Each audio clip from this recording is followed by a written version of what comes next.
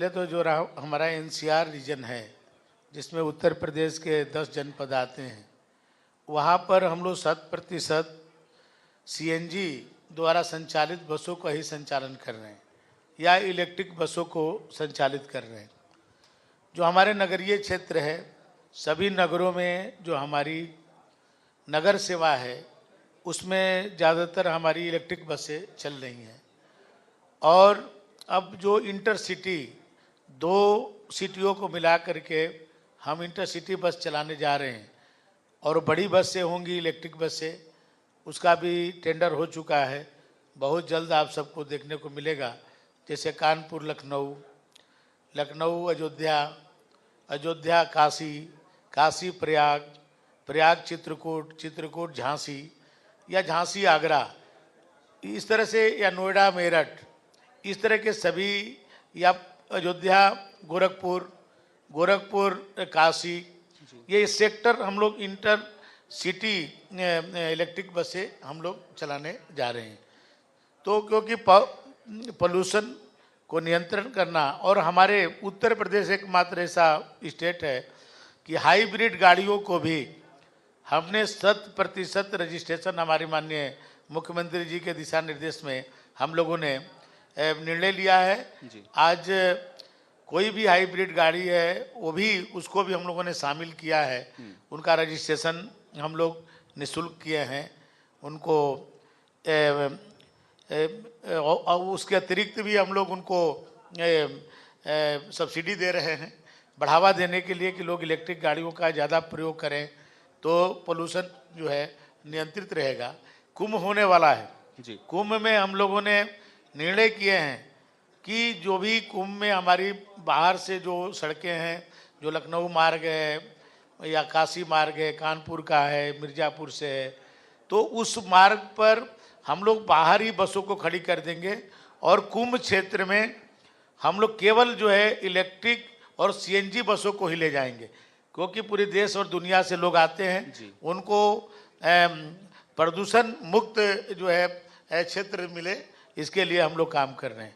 हम लोग fitness centre आज जो है उत्तर प्रदेश में हर जनपद में 3 फिटनेस सेंटर हम प्राइवेट पार्टनर के साथ कर रहे हैं कि अब हर गाड़ी को भी फिटनेस कराना पड़ेगा। बिना फिटनेस की कोई भी गाड़ी सड़क पर नहीं चलेगी।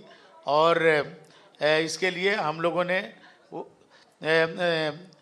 प्रदेश के सभी 75 जनपदों में 3-3 प्राइवेट पार्टनर के साथ हम लोग काम कर रहे हैं। हम लोग जो है ड्राइविंग ट्रेनिंग इंस्टीट्यूट बना रहे हैं जी। वहाँ पर अच्छे दक्ष ड्राइवर ही गाड़ी चलाएं। और जो हेल्थ आपका कंक्लेव है, हम लोग भी आई चेकअप जो हमारे ड्राइवर हैं जी, उनको अनिवार्य रूप से कर रहे हैं, जिला अस्पताल से उनसे सहायता लेकर के, कि अनिवार्य रूप से उनको जो है आई चेकअप मैंने किया जाए। और बाकी सभी ड्राइवर कंडक्टर को मैंने हेल्थ चेकअप के बाद ही मैंने हर 6 महीना पर उनकी हेल्थ चेकअप कराया जाए, तभी उनको गाड़ी पर उनको जो है भेजा जाए, कि उनके स्वस्थ रहेंगे तो स्वस्थ मन से अच्छा काम करेंगे। तो लोगों को, क्योंकि पब्लिक से जुड़ा हुआ है, प्रतिदिन 21-22 लाख लोग तो हमारे परिवहन निगम की बसों से यात्रा करते हैं, तो उनको एक अच्छी यात्रा मिले, अच्छे व्यवहार से लोग पेश आएँ, ये भी एक जो है अच्छा स्वास्थ्य रहेगा तो अच्छा काम करेंगे। नहीं, मंत्री जी, इसी से जुड़ा हुआ मेरा सवाल है, क्योंकि आज हम लोग हेल्थ कॉन्क्लेव कर रहे हैं, लोगों की फिटनेस की बात कर रहे हैं, तो आपने भी अभी फिटनेस का मुद्दा उठाया परिवहन से संबंधित। उन्नाव में जिस तरीके का एक्सीडेंट हुआ, उसके बाद आप बड़ा एक्शन मोड में, हम लोगों ने देखा कि आप आए और उसके बाद बड़े सख्त संदेश और निर्देश भी आप लोगों के द्वारा दिए गए। लेकिन ग्राउंड पर जब एग्जीक्यूशन वाली बारी आती है, तो हम लोग देखते हैं कि कहीं कहीं पर बहुत सारी खामियां रह जाती हैं। उसको कैसे आप लोग आइडेंटिफाई कर रहे हैं? चाहे डग्गा मार वाहनों की बात करें, बिना परमिट की हम लोग बात करें, अवैध तरीके से बहुत जगहों पर हम लोग देखते हैं जो गाड़ियां हैं उनके परमिट नहीं है, ये जो सारे प्रॉब्लम्स हैं या जो हर्डल्स हैं, इसको कैसे आप लोग दूर कर रहे हैं, आइडेंटिफाई कैसे कर रहे हैं इनको? देखिए, जहाँ तक आप डागामारी की बात करते हैं, तो ये डागामारी शब्द बहुत पुराना है।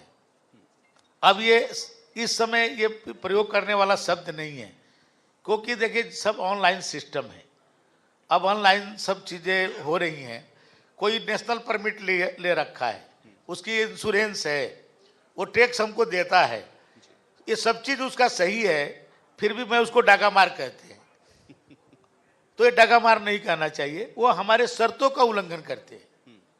जैसे आपने एक शर्त रख दी कि माननीय मंत्री जी यहाँ बैठेंगे, अब मान लीजिए हम जाके यहाँ अपूर्वा जी के सीट पर बैठ जाए, तो हम जो है उस शर्त का उल्लंघन करते हैं। उसी तरह उन लोगों के लिए एक शर्त है कि आप नेशनल परमिट, आपकी गाड़ी सब कुछ ठीक होने के बावजूद भी आप लोकल पैसेंजर को नहीं आपको करेंगे। आप पार्टी को ले जाएंगे, टूरिस्ट को ले जाएंगे, या कोई सामूहिक होकर के आपकी गाड़ी को बुक कराता है उसको ले जाएंगे। ए से आप जेड पर उसको उतारेंगे। लेकिन ये लोग करते क्या हैं, ए भी हमारे स्टेट में करते हैं और जेड भी हमारे स्टेट में कर देते हैं। मान लीजिए कि कोई बलिया से पैसेंजर उठाए और नोएडा में ले जाकर के रख दिए, उतार दिए, और नोएडा से चले तो लखनऊ में उतार रहे हैं, लखनऊ से फिर चढ़ा रहे हैं तो सुल्तानपुर में उतार दे रहे हैं, फिर बलिया में उतार दे रहे हैं। तो ये हमारे शर्तों का उल्लंघन करते हैं। तो इसलिए हम उस शर्तों को जो वो करता है उस पर कार्रवाई करते हैं। उसके लिए हम देखिए ऑनलाइन चालान करते हैं, हम टेक्नोलॉजी का प्रयोग करते हैं। आज आप हर जगह कैमरे लगा रखे हम लोग, हाईवे पर कैमरे से चालान हो जाती है। हम इंटरसेप्टर गाड़ियां, जिस मशीन उसमें लगी हुई है टेक्नोलॉजी की, वो गाड़ी में बैठे बैठे चालान हो जाता है। इसको भी हम लोगों ने सभी अपने आरटीओ को दे रखे हैं, जो हमारे सड़क सुरक्षा का काम देखते हैं। तो हम लोग करते थे कि टेक्नोलॉजी से सब चीज़ों को रोका जा सकता है। तो हमारे यहाँ मैन पावर की देखिए कमी है। कभी कभी ये टेक्नोलॉजी आपको नहीं लगता कि थोड़ा लोगों को कहीं परेशान भी कर देती है? 4 व्हीलर का चालान 2 व्हीलर वाले को, 2 व्हीलर का चालान 4 व्हीलर वाले को भी पहुंच जाता है। खासतौर से ऑनलाइन होने के बाद ये समस्याएं बहुत सारे लोगों के सामने देखिए ये कुछ होता है, अब अपवाद हो सकता है, होता भी है। होता क्या है, मान लीजिए कोई गाड़ी का नंबर, ट्रक वाला जो है स्कूटर का नंबर लगा दिया, या कार वाले ने मोटरसाइकिल का नंबर लगा लिया अपने बचने के लिए, या मैंने उसके लिए या उसके। तो लेकिन अब हम जो है HSRP नंबर अनिवार्य किए हैं पूरे प्रदेश में। हम सभी गाड़ियों को रोक रहे हैं कि आप हाई सिक्योरिटी नंबर लीजिए। हाई सिक्योरिटी नंबर वो है कि उसका पूरा लोकेशन निकलता है उससे। आप यदि वो गाड़ी कहाँ पर अभी है हमको तुरंत पता चल जाएगा। तो इसके लिए हम अनिवार्य रूप से किए हैं कि सभी गाड़ियों को HSRP लेना जरूरी है, और नहीं लेंगे तो हम उन पर कार्रवाई करेंगे। तो जिस दिन HSRP सभी गाड़ियों में लग जाएगी तो कोई भी गाड़ी गलत, वो उसके नंबर्स भी एक अलग तरह से बनते हैं, उसको कोई तोड़ा नहीं जा सकता। यदि उस पर आप किसी तरह के गलत कार्य करेंगे तो वो फिर से जुड़ नहीं सकता है। तो उसका अलग एक मटेरियल है, तो उस पर लग जाने के बाद तो एक स्थिति होगी। तो इसलिए हम लोग उसको टेक्नोलॉजी से मैंने सब चीज़ों के, सभी गाड़ियां कहाँ जा रही हैं, कहाँ पर अभी खड़ी हैं, उससे बहुत सारी चीज़ें हमको सहायता मिलेगी, पुलिस को भी सहायता मिलेगी। तो उसको भी हम लोग कर रहे हैं। तो आने वाले दिनों में आपको और अच्छे नज़र आएंगे। और टेक्नोलॉजी में शुरू में दिक्कत आती है, जैसे हमने अभी ड्राइविंग लाइसेंस बनाने के लिए बहुत सारे आरोप लगते थे कि हमारे दफ्तर में आते हैं तो हमारे दफ्तर में दलाल होते हैं, वो लोगों के लाइसेंस बनाने में दिक्कत करते हैं। हमने 100%, माने 1% भी हमारे विभाग के पास नहीं है, 100% जो है लर्निंग लाइसेंस को हमने ऑनलाइन कर दिया है कि आप अपने घर बैठ करके एग्जाम दीजिए, घर बैठ करके आप हमारे फीस जमा करिए और घर बैठे आपको जो लाइसेंस प्राप्त हो जाएगा। लर्निंग लाइसेंस में परमानेंट लाइसेंस के लिए भी मंडल स्तर पर मैं अपना ड्राइविंग ट्रेनिंग इंस्टीट्यूट बनाया हूँ, और हर जिले को हम DTI बना रहे हैं, ड्राइविंग ट्रेनिंग इंस्टीट्यूट। हर जिले में 2 दे रहे हैं प्राइवेट को। आप जो है वहाँ से आप सर्टिफिकेट लेकर के आइए, वहाँ कैमरे लगे रहेंगे, उसका आपको पूरी वीडियो बनाना पड़ेगा उनके जो ट्रेनिंग का, और उसके बाद वो सर्टिफिकेट जारी कर देंगे, हम उनको लाइसेंस जारी कर देंगे। कोई किसी तरह के हमारे दफ्तर में आवश्यकता नहीं पड़ेगी। आने वाले दिनों में आप देखेंगे 6 महीना, आप 6 महीना मुझे और टाइम दीजिए कि हमारे उत्तर प्रदेश के परिवहन विभाग के दफ्तर में 10% लोग जाएंगे, 90% घर बैठ करके उनका काम होगा। हम उस दिशा में काम कर रहे हैं, और मैं ये टेक्नोलॉजी के माध्यम से ही ये आपको ये मिलेगी। शुरू में दिक्कत आएगी थोड़ी बहुत, लेकिन उस दिक्कत को भी दूर कर लिया जाए। बिल्कुल दयाशंकर जी, देखिए खराब वाहनों का जिक्र हो रहा है, डग्गा मार वाहनों का जिक्र हो रहा है, तो इसको लेकर योगी सरकार भी काफी ज्यादा सख्त नजर आ रही है, खास करके उन्नाव हादसे के बाद। और उस वक्त हमने देखा था कि आपने बहुत स्ट्रिक्ट एक्शन लिया था, आपने ऑन द स्पॉट 18 बसें सील कर दी थी। तो क्या ये माना जाए कि आगे भी इस तरह का एक्शन हमें आपकी तरफ से देखने को मिलेगा? मुख्यमंत्री जी का सख्त निर्देश है। आप प्रतिदिन आप देखें, कोई ऐसा जनपद नहीं है जहां पर चेकिंग नहीं होती है। प्रतिदिन चेकिंग होती है। इस तरह की गाड़ियों की धरपकड़ हो रही है। ये परमानेंट इसको जो है हम लोग चेकिंग करते रहेंगे। उन्नाव की घटना में भी 80 बार उसका चालान हुआ था, लेकिन वो गाड़ी सीज नहीं हुई थी। और सीज नहीं हुई, क्यों नहीं हुई, उसके लिए हम जांच बैठाए और जांच में जो भी दोषी पाए जाएंगे अधिकारी, उनको हम कार्रवाई करेंगे।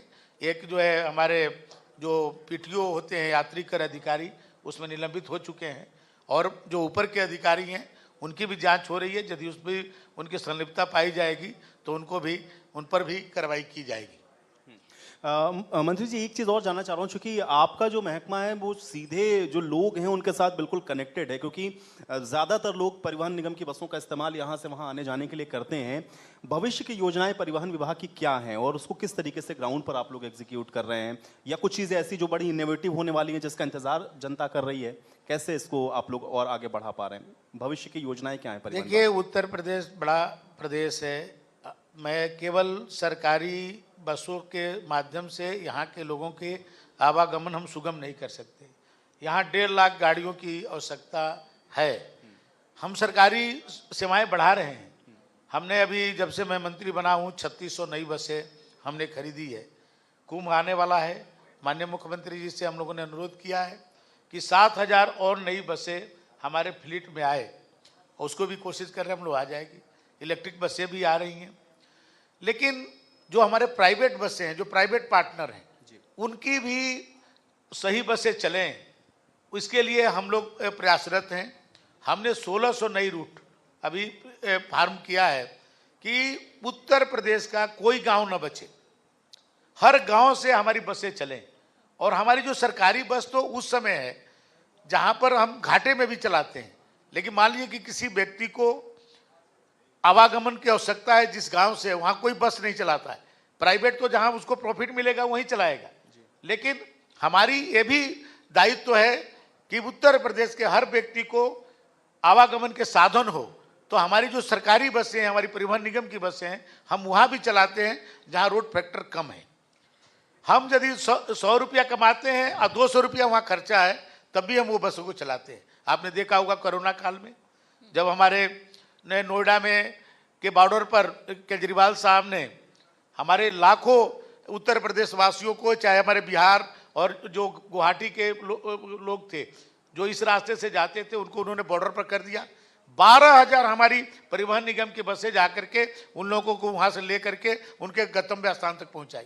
कोटा में हमारे बच्चे फंसे थे, कोचिंग करने गए थे, उनको जाकर के राजस्थान की सीमा में अंदर घुस करके उनको ले करके बच्चों को उनके घर तक पहुंचाए। इलाहाबाद के अंदर जो हमारे बच्चे थे जो प्रतियोगी परीक्षा की तैयारी कर रहे थे, उनके माता पिता परेशान थे, उनको जब लोग घरों से नहीं निकल रहे थे, लोग जो है घर में डूब के बैठे थे, उस समय मेरे ड्राइवर और कंडक्टरों ने अपने जान को जोखिम में डाल करके उन लोगों को इलाहाबाद से उनके घरों तक पहुंचाने का काम किए। तो कभी कभी ये लोग जो रिस्की काम होता है, जो बहुत आवश्यकता होती है, हमारे जो परिवहन निगम के ड्राइवर, कंडक्टर और अधिकारी अपने जान को जोखिम में डाल करके भी काम करते हैं। तो जहां सरकार की आवश्यकता पड़ती है, इसलिए सरकारी बसों की उस समय ज़्यादा महत्वपूर्ण भूमिका हो जाती है, इसलिए इनकी सीमा भी हम और बढ़ा रहे हैं। दयाशंकर जी, 3 बार से ज्यादा चालान हुआ तो पंजीकरण निरस्त हो जाएगा, ये आदेश भी आपने दिया है। कुछ जो है तकनीकी दिक्कतें हैं, कुछ बातें ऐसी भी हैं जो मैं आपके साथ मंच पर नहीं कर सकता हूँ। कुछ तकनीकी दिक्कतें हैं, उसका निदान के लिए ही मैंने किया कि 3 चालान होने के बाद और गाड़ी यदि सीज नहीं होती है तो उनका आप रजिस्ट्रेशन निरस्त कर दीजिए, क्योंकि उसका यही था, त्वरित तौर पर यही निदान है कि बार बार चालान होने के बावजूद भी हम उनकी गाड़ी को रोक नहीं सकते। उनको फिटनेस करना मेरा मजबूरी है। कुछ नियम कानून ऐसे हैं, कुछ कानून ऐसे हैं जो स्टेट बनाती है, कुछ कानून ऐसे हैं जो केंद्र बनाता है, कुछ कानून ऐसे हैं जो दोनों को मिल करके बनता है, तो उसमें हम नहीं जाना चाहते यहाँ पर बहस के लिए। तो हमने उसके निदान के लिए ये किया कि 3 चालान यदि है तो आप उनका रजिस्ट्रेशन निरस्त कर दीजिए, उस गाड़ी को ब्लॉक कर दीजिए। यदि अदर स्टेट की गाड़ी है तो वहाँ पर उनको इन्फॉर्म कर दीजिए कि इस गाड़ी को हमने ब्लॉक कर दिया है, इनका न फिटनेस किया जाए, न इनका जो है रिन्यूअल किया जाए, न इनका इंश्योरेंस किया जाए। ये गाड़ी को जब तक ये क्लियर नहीं कर लेते हैं, ये गाड़ी सड़क पर नहीं चलनी चाहिए। एक चीज और मैं जानना चाह रहा हूँ कि ये तो एक पक्ष है इसका जो आप बता रहे हैं, क्योंकि ये आपके हाथ में है, आपको उन सारी चीजों को देखना है। दूसरा जो पक्ष है, जब आप लोग कोई स्कीम बनाते हैं, कोई योजनाएं बनाते हैं, उसके एग्जीक्यूशन वाला पार्ट, यानी कि उसको आप धरातल पर कैसे उतार रहे हैं, जो नियम आप हमने बनाए ट्रांसपोर्ट्स को लेकर के या ट्रैफिक्स को लेकर के, क्या वो सही तरीके से ग्राउंड पे फॉलो हो पा रहे हैं, और इसको कैसे इंश्योर कर रहे हैं आप कि जो आप कर रहे हैं लोगों की सहूलियत के लिए वो लोगों तक पहुंचे? देखिए, ये सही है, बहुत सारे चीज़ें जो हम लोग चाहते हैं उस अनुरूप अनुपालन नहीं हुआ। जैसे हाईवे, आज उत्तर प्रदेश में देश का सबसे ज़्यादा हाईवे उत्तर प्रदेश में 13 एक्सप्रेसवे हमारे यहाँ है, जिसमें से 7 काम करना शुरू कर दिया है। उसमें गाड़ी बहुत हाई स्पीड से लोग चलाते हैं, दुर्घटनाएं भी हो रही है उसके कारण, थोड़ा हाई स्पीड से चलने के कारण। लेकिन जब मैं अपने अधिकारियों से उस पर चेकिंग कराता हूं तो दुर्घटनाओं की संभावना और बढ़ जाती है। मान लो कोई गाड़ी रोकता है, पीछे से कोई आकर के मार दे तो दुर्घटना हो जाती है। अब माननीय मुख्यमंत्री जी के निर्देश पर हम लोग चेकिंग शुरू किए हैं कि गाड़ी जहां से चढ़ रही है हाईवे पर और जहां उतर रही है, हमारे अधिकारी वहीं पर चेक करें और वहीं पर तुरंत कार्रवाई करें, नहीं तो बीच में करने से दुर्घटनाएं बढ़ सकती है। तो अब हम लोग उसकी प्रिकॉशन को ले रहे हैं और अपनी जो हमारी प्रवर्तन क्षमता है उसको बढ़ा रहे हैं। अभी हमारे यहाँ क्या है कि मैन पावर की थोड़ी कमी है। हम लोग रोड सेफ्टी के लिए, सड़क सुरक्षा के लिए माननीय मुख्यमंत्री जी से अनुरोध किए हैं हम लोग कि 75 ARTO हमारे हर जनपद के लिए एक ARTO केवल सड़क सुरक्षा के लिए दें। माननीय मुख्यमंत्री जी ने हम लोग की सहमति दिया है और बहुत जल्द जो है केवल सड़क सुरक्षा के लिए एक अलग डिपार्टमेंट हमारे में, एक और विंग, अभी 2 विंग है हमारे यहाँ। एक जो गाड़ियों का रजिस्ट्रेशन और शुल्क जमा करते हैं, एक डिपार्टमेंट है जो DL बनाते हैं, दूसरा एक है जो प्रवर्तन का काम करते हैं। अब एक तीसरा डिपार्टमेंट और आ जाएगा जो केवल सड़क सुरक्षा के लिए काम करेगा। हमको मृत्यु दर, माननीय मुख्यमंत्री जी, प्रधानमंत्री जी के इच्छा के अनुरूप कि हम लोग को दुर्घटना को रोकना है। केवल उत्तर प्रदेश में 23,000 लोग प्रति वर्ष केवल रोड सड़क दुर्घटना से मृत्यु होती है। कोरोना काल में 2 वर्षों में जितने लोग नहीं मरे थे उससे ज़्यादा लोग प्रति वर्ष केवल सड़क दुर्घटना से मरते हैं। इस मृत्यु दर को माननीय प्रधानमंत्री जी, माननीय मुख्यमंत्री योगी आदित्यनाथ जी का निर्देश है कि आप लोग इसको नियंत्रित करिए और कम से कम इसको जो है दुर्घटनाएं हो इसकी कोशिश करिए। तो हम लोग 50% से कम का लक्ष्य लेकर चल रहे हैं कि जो आज 23,000 है उसको हम लोग कम करके 10,000 से नीचे लाएं। और यदि हम लोग कर लिए गए तो ये हमारे लिए, उत्तर प्रदेश के लिए, हमारे देश के लिए ये बड़ा काम होगा।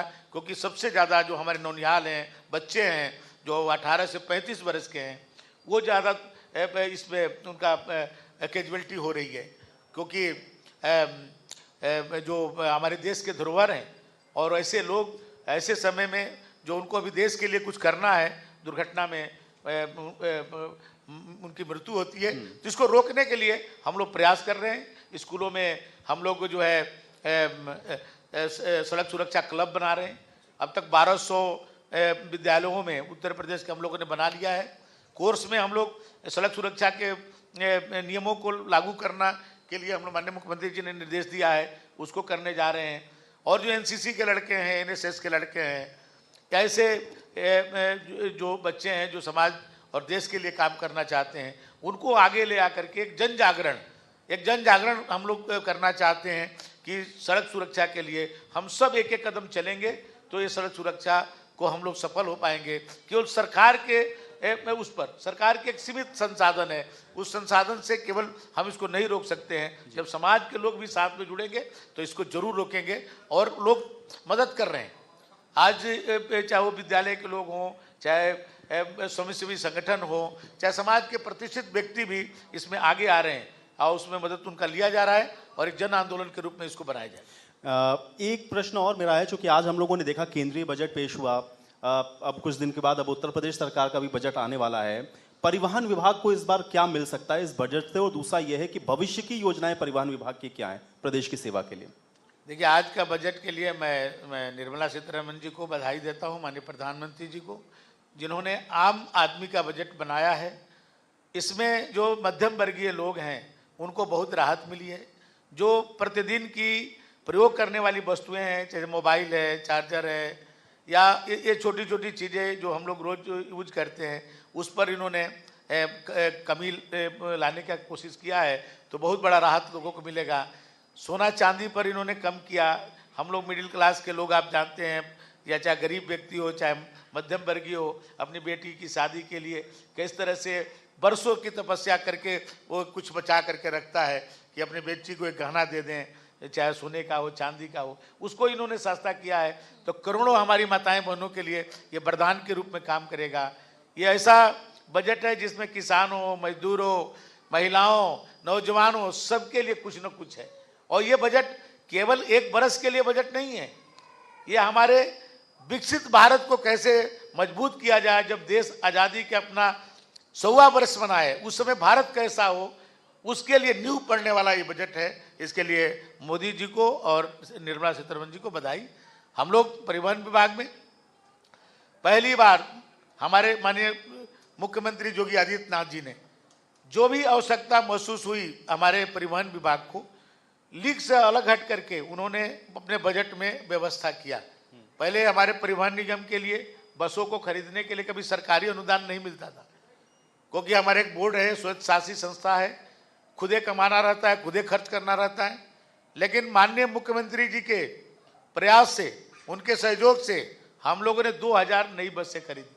अभी 7000 बसें हम लोग नई खरीदने के लिए उनसे हम लोगों ने रिक्वेस्ट किया है कि नई बसें हमारे बेड़े में आ जाएं तो अच्छा होगा।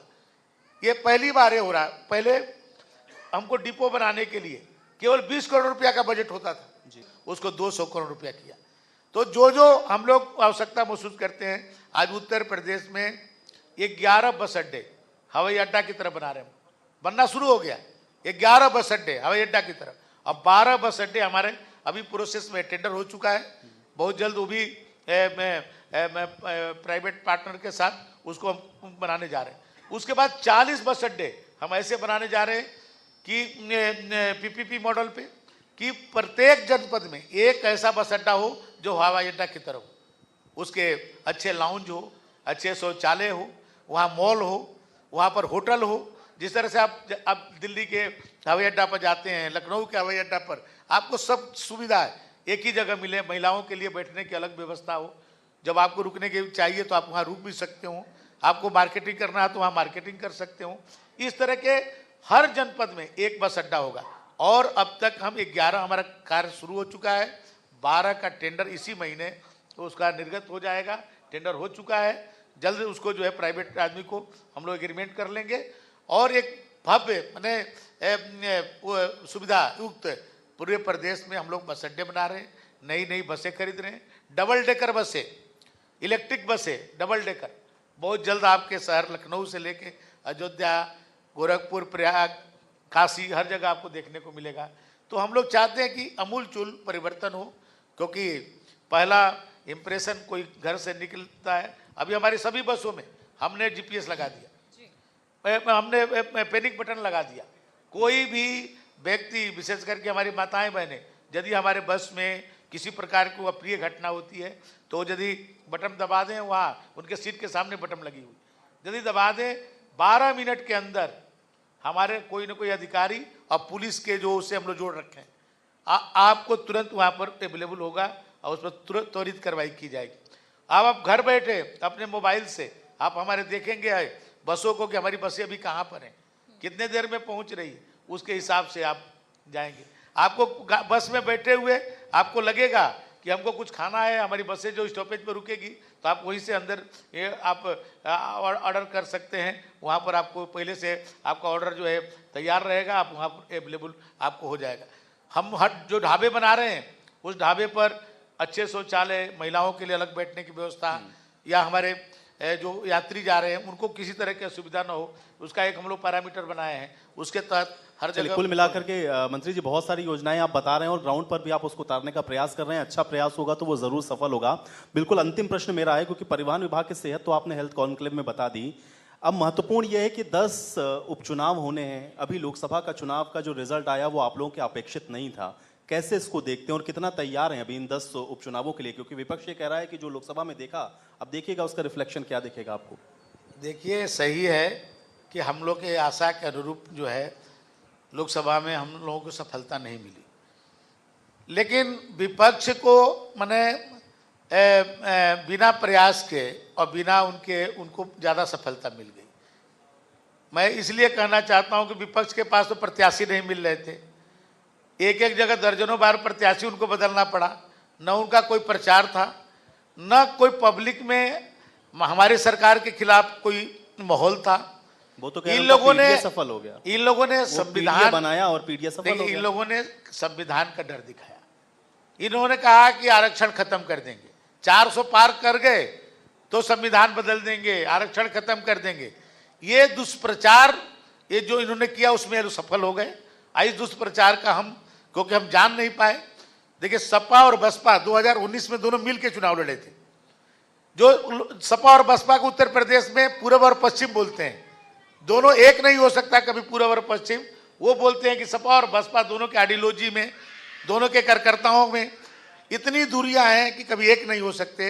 लेकिन 2019 में अखिलेश जी और मायावती जी दोनों मिलकर चुनाव लड़े, तो बसपा का वोट सपा के साथ नहीं गया या सपा का वोट बसपा को नहीं मिला। लेकिन इस बार इन लोगों ने संविधान और आरक्षण को डर दिखा करके बहुजन समाज पार्टी का वोट 10% से ज्यादा समाजवादी पार्टी में शिफ्ट हो गया। ये सबसे बड़ा एक कारण बना।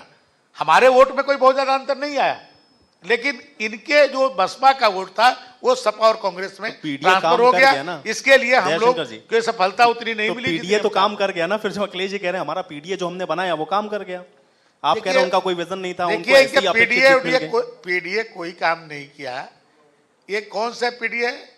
क्या ओम प्रकाश राजभर पीडीए नहीं है? क्या संजय निषाद पीडीए नहीं है? क्या आशीष पटेल पीडीए नहीं है? ये किस पीडीए की बात? ये वो पीडीए की बात करते हैं जो इनके प्राइवेट परिवार के लोग होते हैं। एक ही समाज के, इनके जिस समाज से आते हैं, 5 टिकट दिए थे, अब 5 अपने ही परिवार को दे दिए थे। यही पीडीए है उनका। वो अपने परिवार के लिए काम करते हैं। इतने वर्षों में एक नेतृत्व परिवार से बाहर खड़ा नहीं कर पाए। कांग्रेस पार्टी सबसे ज्यादा देश पर शासन किया, लेकिन आज एक उनके यहाँ नेता नहीं मिल रहा है। राहुल जी छोड़ते हैं तो सोनिया जी, सोनिया जी छोड़ती है तो राहुल जी, एक नेता नहीं मिल पाया। कौन सी पीडीए? पीडीए या समाज के अंतिम व्यक्ति के लिए कोई काम करता है तो नरेंद्र मोदी जी करते हैं, योगी आदित्यनाथ जी करते हैं। उनके समाज के व्यक्ति डॉक्टर मोहन यादव एक विद्यार्थी परिषद के सामान्य कार्यकर्ता के रूप में काम किया, आज मध्य प्रदेश का मुख्यमंत्री है। क्या उत्तर प्रदेश का कोई भी उनके समाज का कोई व्यक्ति ये सपने में सोच सकता है क्या कि मैं मुख्यमंत्री बनूंगा? बनना तो दूर की बात है, सोच नहीं सकता है। लेकिन भारतीय जनता पार्टी में एक सामान्य कार्यकर्ता जिसकी कोई पृष्ठभूमि न हो, उसके माता पिता को कोई जानता भी न हो, लेकिन अपने काम के बल पर मुख्यमंत्री बन सकता है। ये पीडीए की चिंता है, ये करते हैं, मोदी जी करते हैं। आज समाज का आप देखिए, हर व्यक्ति के घर में शौचालय गया, आज हर पक्का मकान मिल रहा है गरीबों को, आज हर घर में झोपड़ी में बिजली है। ये कौन दिया? आज नरेंद्र मोदी जी दे रहे हैं। ये समाज के अंतिम व्यक्ति को कोई चिंता कर रहा है तो नरेंद्र मोदी जी और योगी आदित्यनाथ जी कर। ये लोग केवल अपने परिवार के लिए जीते हैं, उनके अकाउंट को बढ़ाते हैं, उनके अकाउंट को बढ़ाते हैं कि कितने हजारों करोड़ में, लाखों करोड़ में बढ़ता है। समाज के लिए नहीं, पीडीए के लिए नहीं, परिवार के लिए जीते हैं। आप ये केवल जैसे गांव में कहते हैं ना, बबूर तर आम मिल जाता है कभी कभी। कभी पशु पक्षी जो है आम के पेड़ से ले जाकर के बबूर पर खाने लगते, गिरा देते हैं। कुछ लोग पा जाते हैं तो सोचते हैं कि आम बबूर पर पड़ा। आम बबूर पर नहीं होता, आम के पास होता है। गलती से एक बार पा गए, ये बार बार नहीं पाने वाले। काट की हाड़ी बार बार नहीं चढ़ेगी।